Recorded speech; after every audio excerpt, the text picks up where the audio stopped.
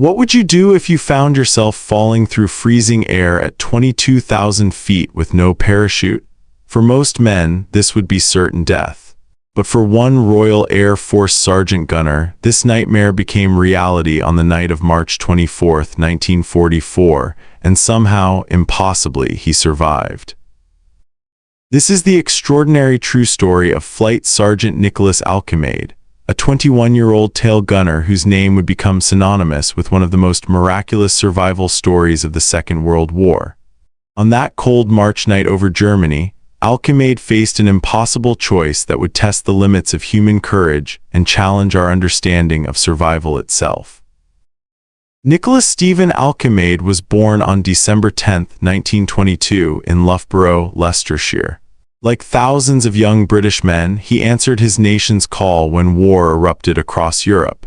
By 1943, he had joined the Royal Air Force and trained as a rear gunner, one of the most dangerous positions in bomber command.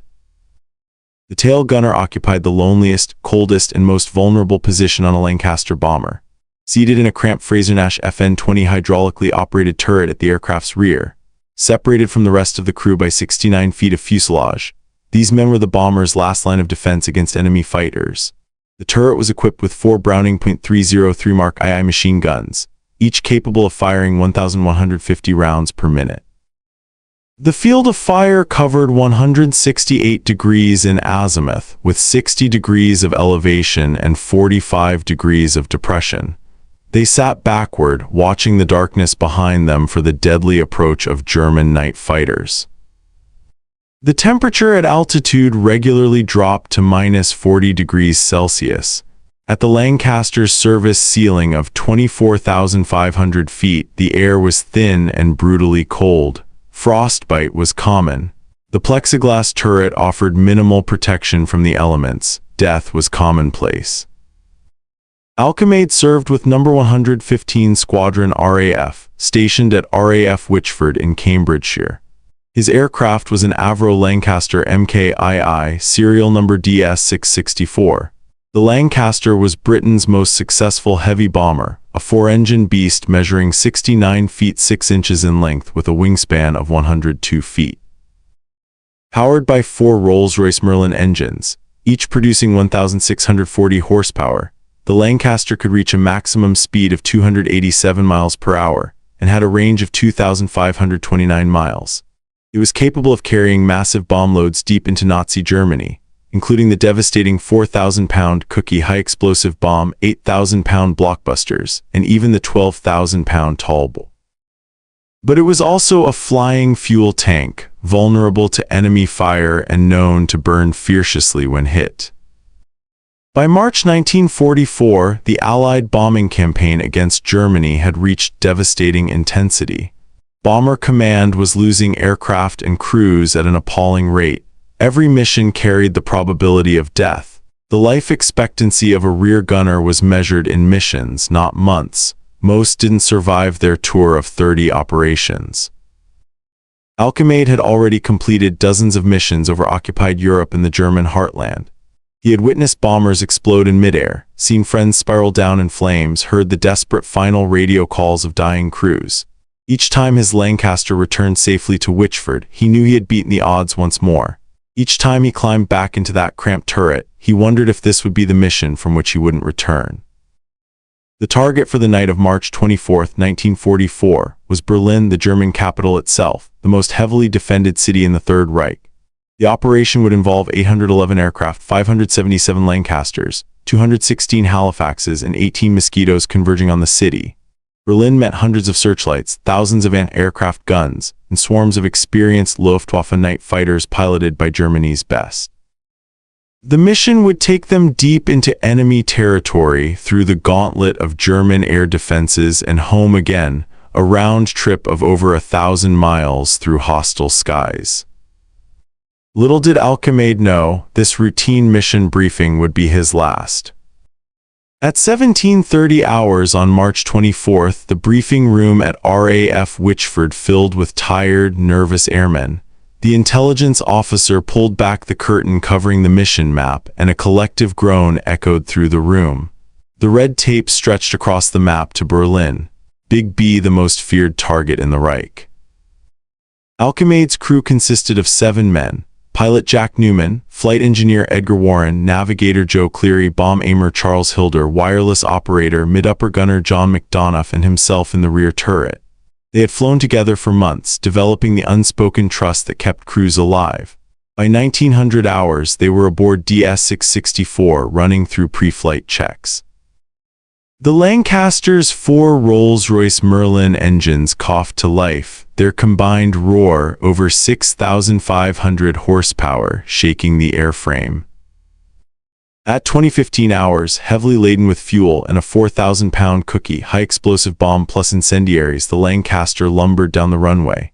At its maximum takeoff weight of 63,000 pounds, the bomber needed every foot of runway to get airborne. It clawed its way into the darkening sky.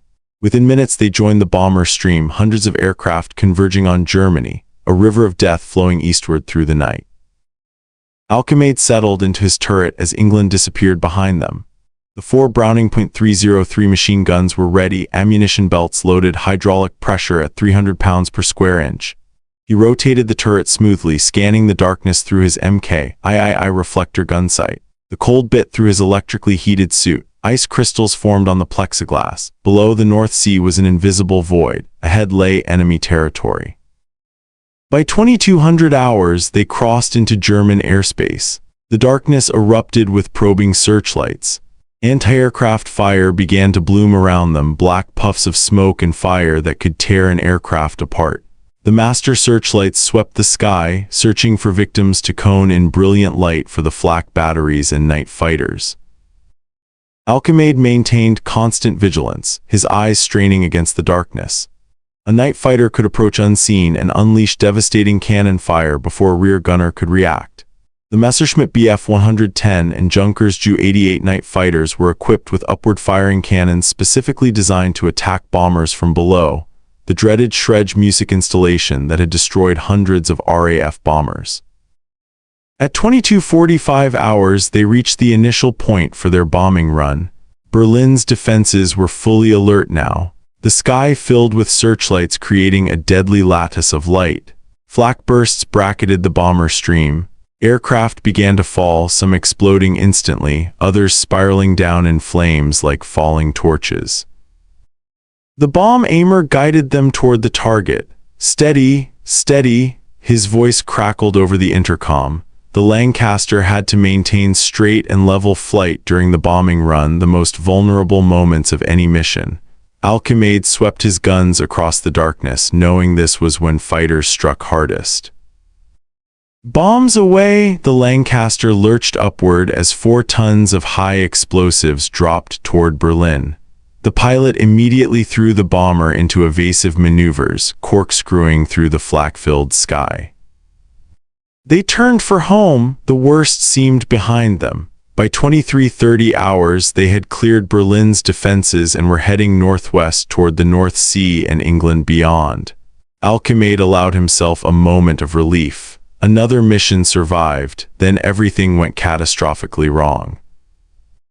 At 23:47 hours, while flying at 18,000 feet over Germany east of Schmallenberg, disaster struck without warning. A Junkers Ju 88 night fighter, flown by Oberleutnant Heinz Rücker of Nachtschiffgeschwader II, had stalked them through the darkness, positioning itself beneath the Lancaster where Alcimade's guns couldn't reach. Rücker was an experienced night fighter ace who would eventually claim 64 victories in 161 missions, with 63 of those victories at night. He flew the Junkers Ju 88 G1, equipped with the deadly Schrage music upward-firing cannon installation. The German pilot triggered his cannons. 20mm shells tore into the bomber's belly, ripping through the fuselage and fuel tanks. The Lancaster staggered. Flames erupted immediately, not small fires, but a roaring inferno fed by high-octane aviation fuel. The fire spread with terrifying speed through the bomber's midsection, consuming everything in its path. Within seconds, the entire aircraft was engulfed. The bomber began to spiral out of control. "Fire! Fire in the fuselage!" The pilot's voice exploded over the intercom. "All crew prepare to bail out. Repeat, abandon aircraft." Alchemade rotated his turret to the beam position and jettisoned the turret doors, the standard procedure for bailing out. Then he reached for his parachute. His blood froze. The parachute pack that should have been clipped to his chest harness wasn't there. He frantically searched the cramped turret. Nothing. Then he saw it. His parachute was still in its storage position at the rear of the turret, behind him, and it was on fire. The flames had already consumed the silk canopy and webbing, reducing his only means of survival to burning fragments. The heat was becoming unbearable. Flames roared through the fuselage just feet away from his turret. The aluminum skin of the bomber glowed red-hot. Alchemade could feel the metal of his turret growing warm to the touch. The acrid smell of burning rubber, fabric, and flesh filled his oxygen mask. He faced an impossible choice: remain in the aircraft and burn to death, a fate that would take agonizing minutes as the flames consumed him alive, or jump from 18,000 feet without a parachute and die on impact with the ground more than 3 miles below. Instant death, but death nonetheless. Other crew members were already jumping. Through the flames, he could see figures tumbling from the aircraft. Navigator Joe Cleary managed to escape and deployed his parachute successfully. But pilot Jack Newman, flight engineer Edgar Warren, bomb aimer Charles Hilder, and mid-upper gunner John McDonough were trapped. Their parachutes blossomed in the night sky, white mushrooms against the darkness. Those who escaped would survive if they evaded capture. But Alchemade had no such hope. The heat intensified. His electrically heated suit had become an oven. The plexiglass turret began to melt. He could see the fabric of his flying suit beginning to smolder. In moments, he would be engulfed in flames. The fire showed no mercy, no hesitation. Alchemade made his choice: better to die quickly from impact than slowly from burns. He would jump. He squeezed through the narrow turret opening into the burning fuselage. The heat hit him like a physical wall. Flames roared around him, consuming everything. He couldn't see, could barely breathe. Somewhere ahead was the escape hatch. He crawled forward through the inferno, his hands blistering on the hot metal. His fingers found the hatch. He yanked it open. Cold air rushed in at 120 miles per hour, feeding the flames to even greater intensity. Below was nothing but darkness, 3-4 miles of empty air between him and the German countryside. Nicholas Alchemade took a breath, crossed his arms over his chest, and rolled out into the night. The screaming wind tore at him as he tumbled through the freezing darkness. The burning Lancaster fell away above, a meteor of flame arcing across the sky. Alchemade was alone in the vast emptiness of the night sky, falling at terminal velocity towards certain death. He didn't spread his arms or legs to slow his descent.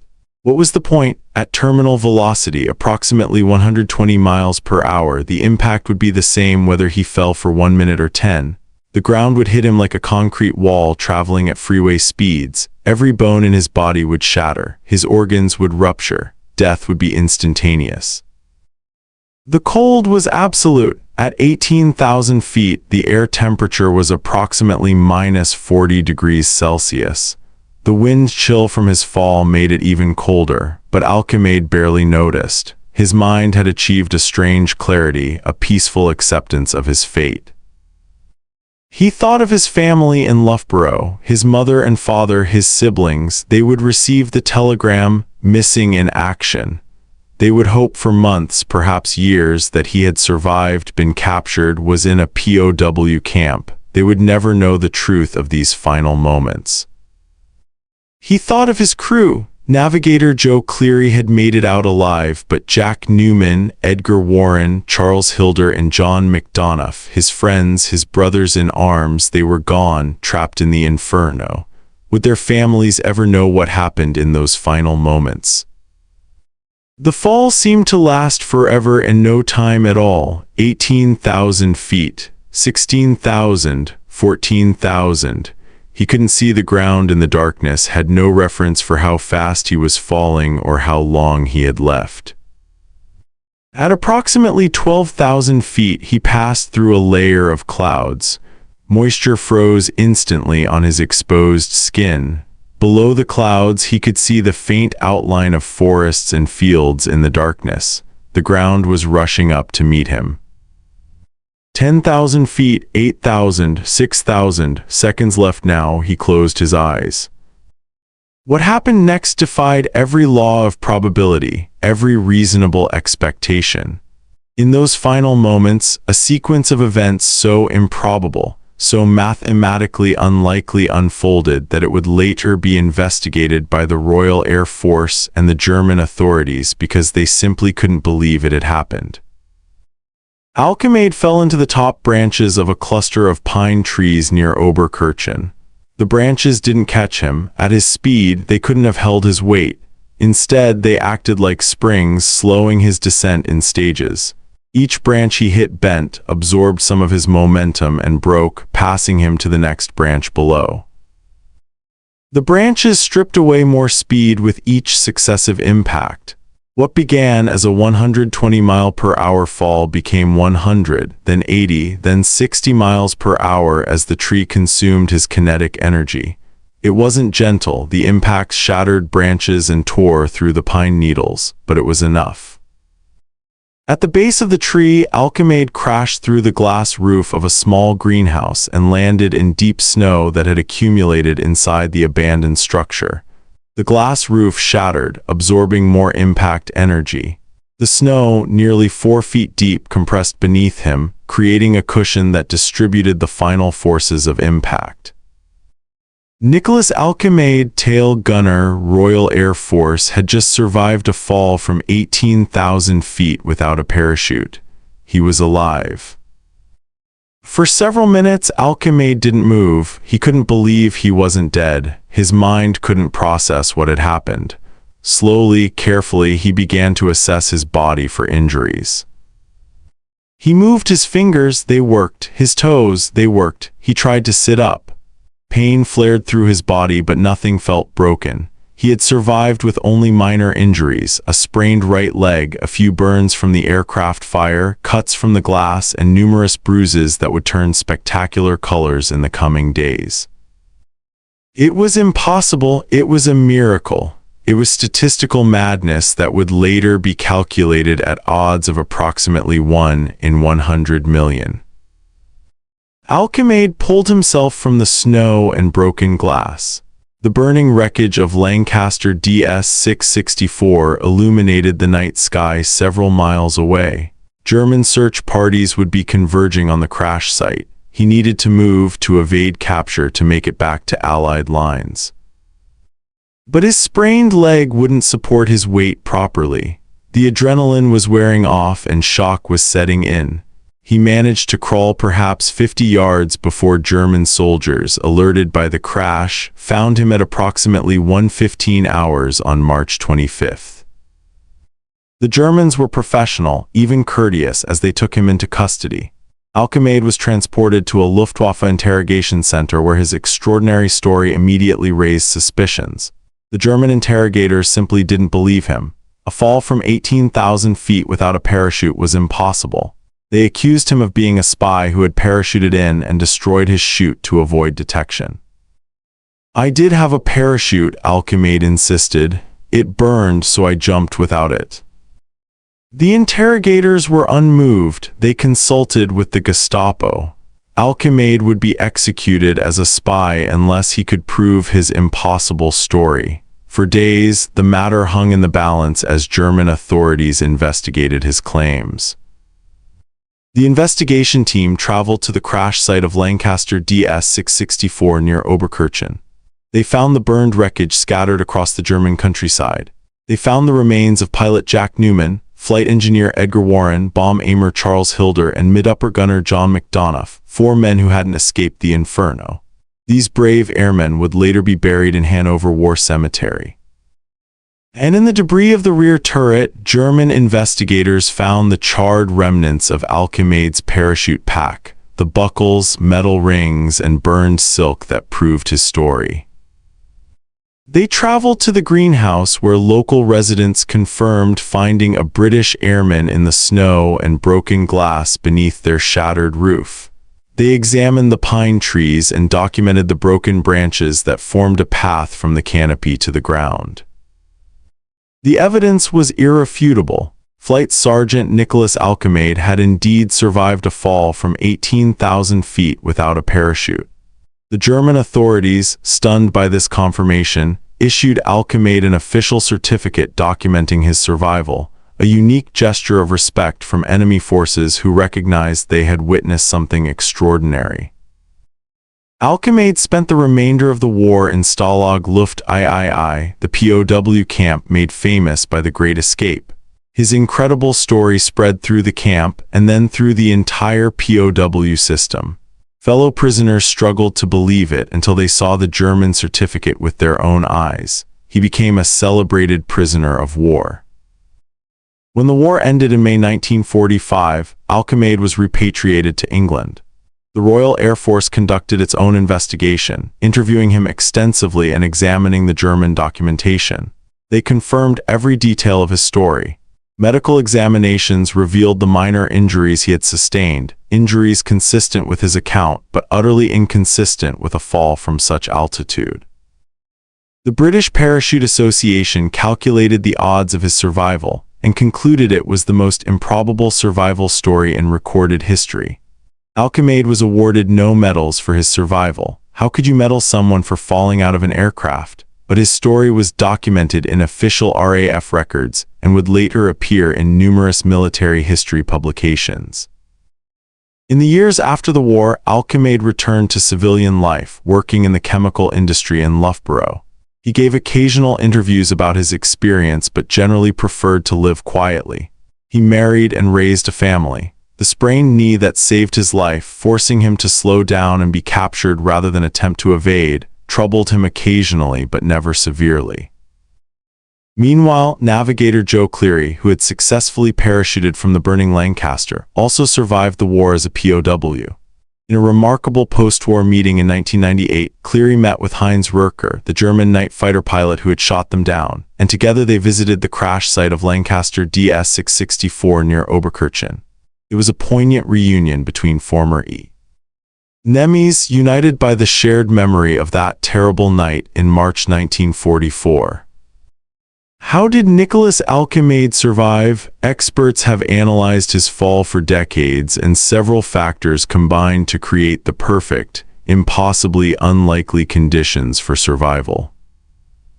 First, the pine trees. The cluster of pines he fell into near Oberkirchen had dense, flexible branches that acted as progressive springs, absorbing his kinetic energy in stages rather than all at once.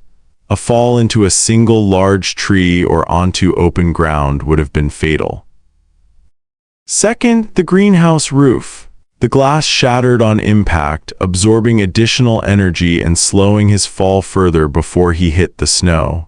Glass, while seeming solid, actually flexes and breaks in ways that can absorb significant impact forces. Third, the deep snow. The abandoned greenhouse had accumulated nearly 4 feet of snow, which compressed beneath him, creating a final cushion that distributed the remaining impact forces. Fourth, pure chance. He had to fall at exactly the right angle, hit the trees at exactly the right point, crash through the glass at exactly the right moment, and land in exactly the right way. Shift any variable by inches or fractions of a second, and he dies. The combination of these factors reduced his impact velocity from approximately 120 miles per hour to perhaps 30 or 40 miles per hour, still dangerous, still capable of causing serious injury, but survivable for a young, fit man. Medical experts note that Alcemade's youth and physical fitness also contributed to his survival. At 21, his bones were strong, his reflexes sharp, and his body capable of absorbing trauma that might have killed an older man. Nicholas Alcemade lived until June 22, 1987, passing away at age 64 from natural causes. He survived the fall by over 40 years, proving that sometimes, against all odds and probability, miracles do happen. His story remains documented in RAF records, German archives, and military history as perhaps the most extraordinary survival tale of aerial warfare. The crew of Lancaster DS-664 paid the ultimate price that night. Pilot Jack Newman, flight engineer Edgar Warren, bomb aimer Charles Hilder, and mid-upper gunner John McDonough rest in Hanover War Cemetery. Their sacrifice, along with Alcimade's miraculous survival, represents just one crew's experience during the brutal Battle of Berlin campaign that cost Bomber Command thousands of lives. This was just one of countless untold stories from the Second World War. Subscribe to WWII Records as we continue to bring these forgotten chapters of history back to life.